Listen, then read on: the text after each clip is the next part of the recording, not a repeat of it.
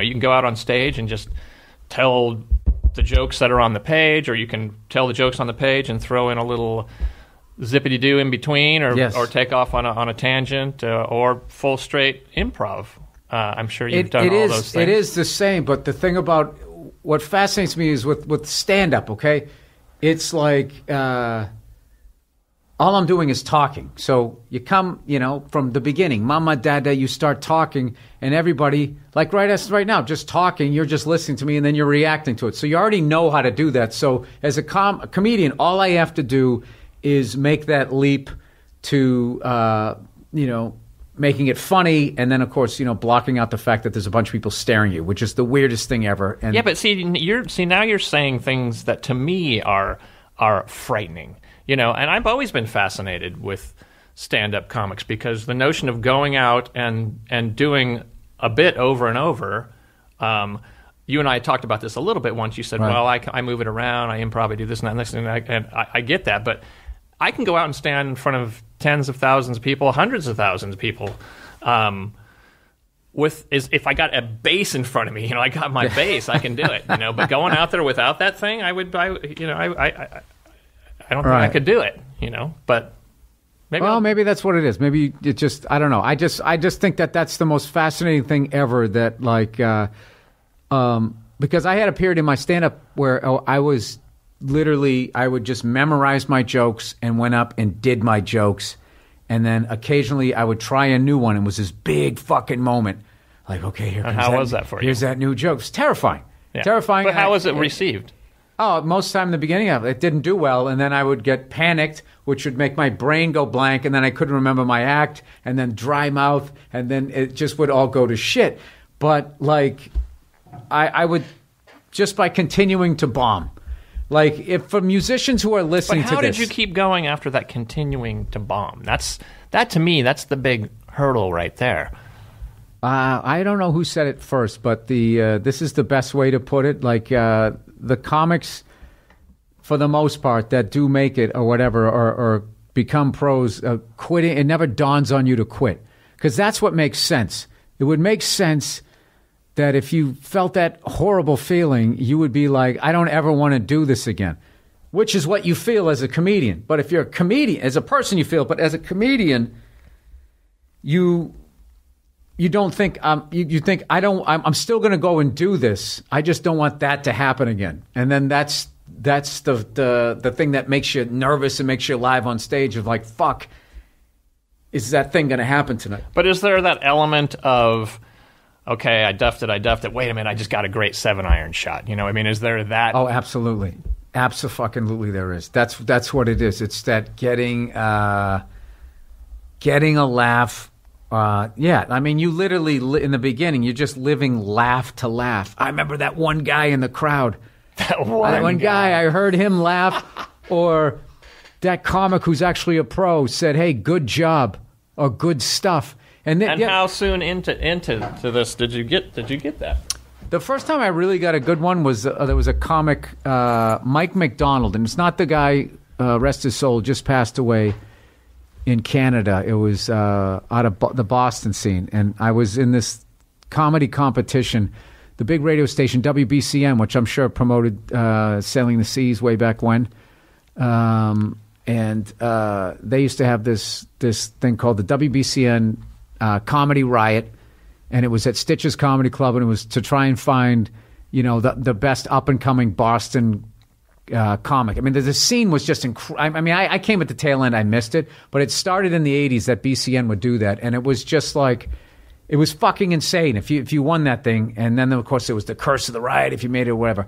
So anyways, in 1993, the last year of it, and Stitches closed like the week after it, and I entered the contest, and my night, it's like if you won your night, then you went to the final. So there was like a qualifying, and then you had your night. So the night this guy Mike McDonald was hosting it, I went up and did my bullshit, and I went over and it went well, and I sat down at the bar. I was still working at the dental office with my dad, and he came off stage and he walked over to me and he just goes.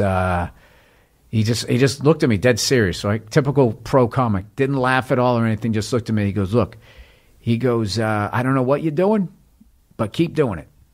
And that's all he said. That's all I remember him saying. And I remember being like, wow, I saw that guy on fucking MTV and he's hosting the ride. It was the biggest thing ever. And then that was a thing over the next year and a half of sometimes doing okay, sometimes having a moment of killing, and then most of the times bombing. That was just something that I hung on to. That guy, Mike McDonald, said, I don't know what you're doing, but keep doing it. So if you hadn't have got that little nugget. Yeah, that's the thing that scares you. Because I was thinking the other day, I remember that, you know, being an entertainer, we work on those nights when everybody stays home. So it's kind of cool during the week when they have to fucking go to work and shit. But then all of a sudden, you know, the holidays come around and all that, and everybody's gathering around, eating, fucking drinking eggnog and having the Norman Rockwell scene. And you got to grab your gear, or I got to fucking put on my stupid sport coat to go do a show. I remember the first time having that feeling was football season. You know, still living back in Massachusetts, and this is back when you actually had a fall before it just went from January to July. This kind of seems like the weather now. And it was just that perfect, crisp, cold football weather. I was still living at home, you know, just got out of college, and my parents were making a great meal. They had some friends over, and we were watching, I think BC was playing Notre Dame. And it was this big thing, 2 Catholic schools, and both teams were ranked, and it was going to be great. And I had a fucking show. And I had to go down to Rhode Island to go down to some fucking bar that wasn't a comedy club. I knew it was going to be a hell gig. And I remember saying to my older brother, being like, yeah, man, I don't know, man. I don't think I want to go to this and blah, blah, blah. What do you think? Do you think it would be bad if I just didn't? And I was booked on the show. I was going to like cancel it. And thank God he just sat there and he listened. He's like, I don't know, man. I think you should go. You should go. And I went, and I remember it sucked going out, getting into my piece of shit. It was an old fucking Ford truck, and I got into it. And then once I got on the highway, it just started making sense. Like, what the fuck was I thinking? What else do I have? I suck at everything. I was terrible in school. This is the only thing I want. Why did, you know, it was just my first experience. I was sort of just like, I don't know. I'd never lived on my own or anything. It was sort of me having to kick, my brother helping me kick me out of the nest a little bit. And I went down there. And so those are 2 things I think about a lot. If that was it a good show? No. Yeah. Older brother, younger brother. Older.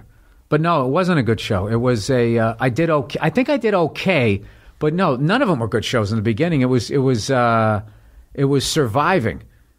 It was all it was. Like my first like year and a half, like very rare would there be like open mics in an actual comedy club. It was mostly a lot of, you know, Boston area. It was a lot of Chinese restaurants, sports bars where they turned down the sound of the fucking Bruins game, but they would leave it on. I used to perform at the 99s and restaurant in Billerica, Massachusetts, and you know, I Spaghetti Freddy's. They had a basement. I've played like some shitty places, but I listened to what you're saying, and I go, man, those are just some big ass hurdles for me that I'm not sure I would have been able to get through going and playing Spaghetti Eddies or Chinese restaurants, whatever. But the notion, too, I was going to ask you, because I heard you say, the dentist's office. You worked with your dad at the dentist's office? Yeah. So how supportive was he and your family to what you were pursuing? Totally supportive. Like, my parents were really cool where, you know, they did what they did, and they didn't pressure anybody to... They definitely stressed the college education, but there was just like everyone in my family does something completely different. So you just, I don't know, it's just weird. My family's weird. It's really like loving, but everybody's a total loner. So it's like love is like implied, but it's definitely there. If you were to look at it, it looked like the Brady Bunch, but there was all kinds of, you know, like most families, they had a lot of things going on there. But the thing that I you know, as you become a parent, I think what you do is you look at all the great stuff your parents did. You're like, I'm keeping all that. And then there'll be like 2 or 3 things that you'd like to adjust. But one of the things that I am definitely going to keep is that thing that my parents didn't judge me, that I wanted to get out of going to a regular college, go to more of a performance school, that I started doing radio, that I got into stand-up, and they were totally 100% supportive. They never never said anything of like, well, Jesus Christ, what if you don't make it? You're going to be fucking destitute. which was a period in my 30s that I had to deal with when I didn't have any representation or, sleeping on a fucking futon. But so they never gave you the, hey, you've been working hard at this, but you might want to, hey, they're looking, they're looking for a salesman over at the Chevy dealership. No, you know who's a dick? Our butcher. He was an asshole. When he just found out that my mother was all proud, going like, hey, he's over at Emerson College and he's majoring in communication. He might have a career in radio. And he's right in front of my mother. He goes, I don't know. Everybody wants to be the star. Like, that's what he said. And I remember looking at him in his bloody fucking apron. You were standing there when she said that? Oh, yeah, when he said it, yeah. And I was just like, yeah, fuck this guy.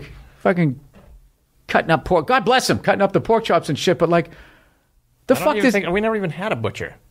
Yeah. You got to have a butcher. We didn't have a butcher. You just go to the store and there would be under some cellophane and away you went.